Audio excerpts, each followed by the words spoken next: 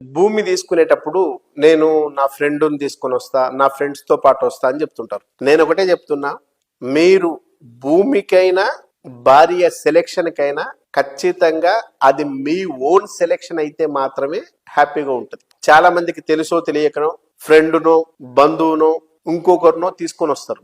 అట్లా తీసుకొచ్చినప్పుడు ఖచ్చితంగా డెఫినెట్ గా మీకు చెప్తున్నా, వచ్చిన ఏ పర్సన్ అయినప్పటికీ ఒక భార్య, ఒక డాడీ, మమ్మీ వీళ్ళు తప్పిస్తే అదర్గా వచ్చే ఏ పర్సన్ అయినా కూడా ఖచ్చితంగా మీరు ప్రాపర్టీ తీసుకుంటా అంటే హ్యాపీగా ఉండలేడు. డెఫినెట్ గా చెప్తున్నా, గుర్తుపెట్టుకోండి. మీకు సంబంధించిన ఈ ఫ్యామిలీ మెంబర్స్, ఈ ముగ్గురు ఎవరైతే ఉన్నారో వీళ్ళకి తప్ప ఇంకా ఎవరు వచ్చినా కూడా మీరు ప్రాపర్టీ తీసుకుంటా అంటే వాళ్ళు హ్యాపీగా ఉండలేరు. ఇది మానవ నైజం.